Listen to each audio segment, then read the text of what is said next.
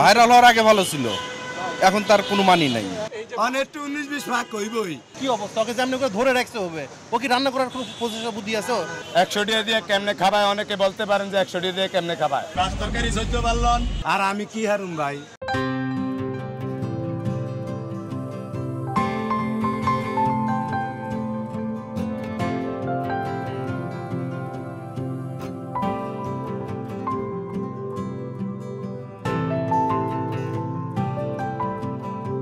সবকিছু মিলে মনে করেন খাবার আমার আগের মতো নাই। ভাইরাল হওয়ার আগে ভালো ছিল, এখন তার কোনো মানি নাই। না না খারাপ হইলে হাইলে হইতে লেয়া খাইয়া লইছে দেন না, এটি কই গেছে খারাপ হইলে? যদি একজনে ফেলে তো মাইককে হালিয়ে থিয়ে যাইতো তইলে না কইতাম খারাপ হইছে।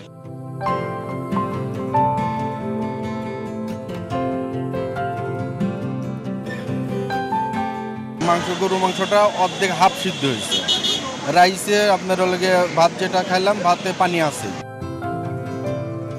সরকার হারে না, যেই দেশে সরকার হারে না পাবলিকের মন রাখতো, আর আমি কি হারুম ভাই?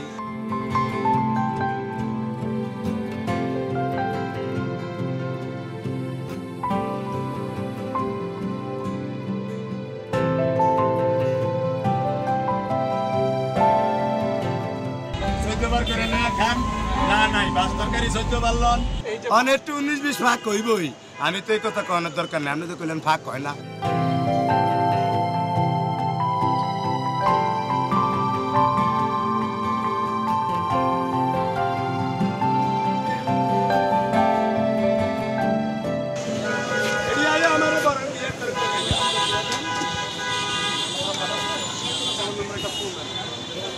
কি অবস্থা? ওকে যেমনি করে ধরে রাখতে হবে, ও কি রান্না করার কোনো প্রচেষ্টা বুদ্ধি আছে?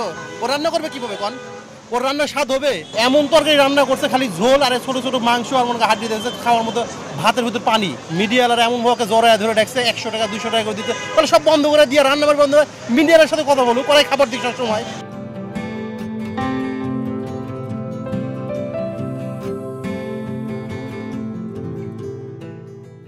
তো সবাই দেখে নিতেছে, তো বলতেছে তরকারি নাও পাওয়া যেতে পারে, তার জন্য আমি সবাই দেখা দেখে আমি নিয়ে নিলাম, ভাতের জন্য অপেক্ষা করতেছি আর কি।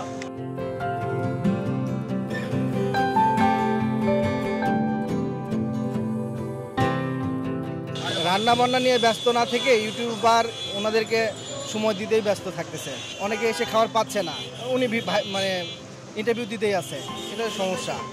এটা মনে করি যে ওনার পরিবর্তন করা উচিত।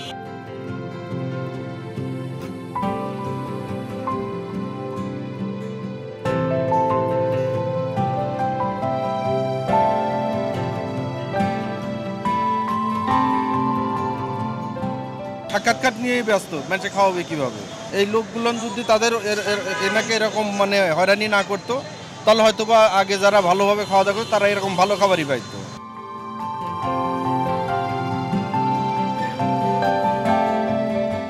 100 টাকা দিয়ে কেমনে খাবায়? অনেকে বলতে পারেন যে 100 টাকা দিয়ে কেমনে খাবায়।